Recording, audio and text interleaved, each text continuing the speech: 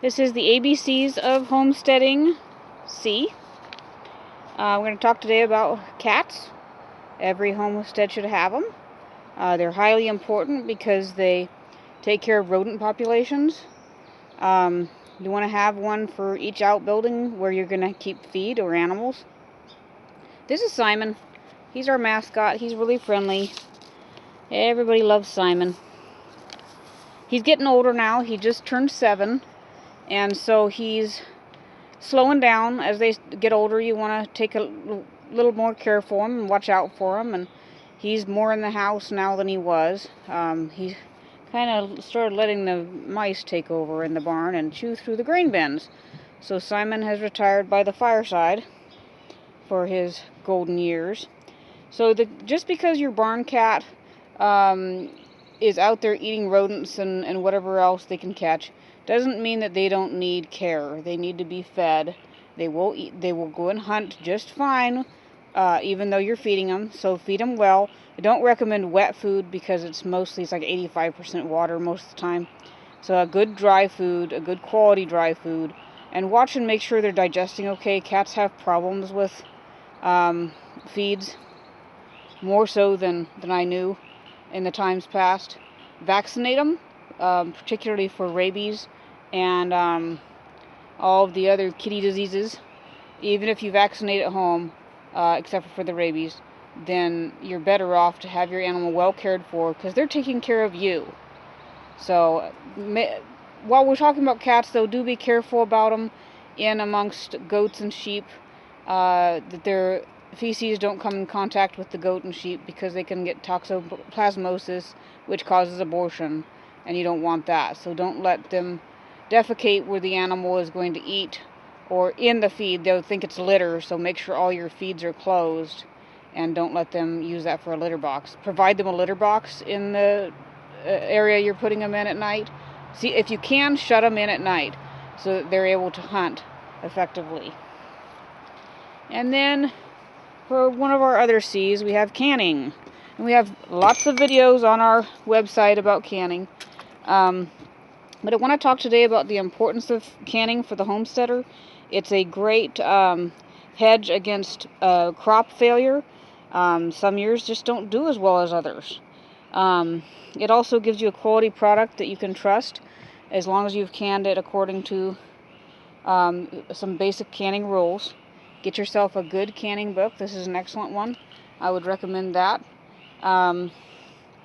Get yourself proper canning tools. You can get a water bath canner.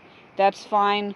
You can also just have a pressure canner and just not use the top when you're water bath canning, and that works fine too. Get yourself a good pressure canner. I recommend a screw down, not one with a seal. That's an old one there. And a few canning tools, jar lifter, funnel, and then have a plethora of jar lids on hand.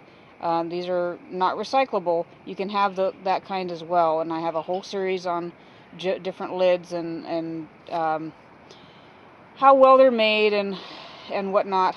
So make sure you watch that. But these are great to have on hand because during bad events, people like to run and get things like lids that you really should have already been stocked up on. And that way you're already prepared when something not good happens and everybody else is scrambling and you already have yours. So it really is better. But yeah, canning is an integral part of homesteading because you are putting by for the next year or more.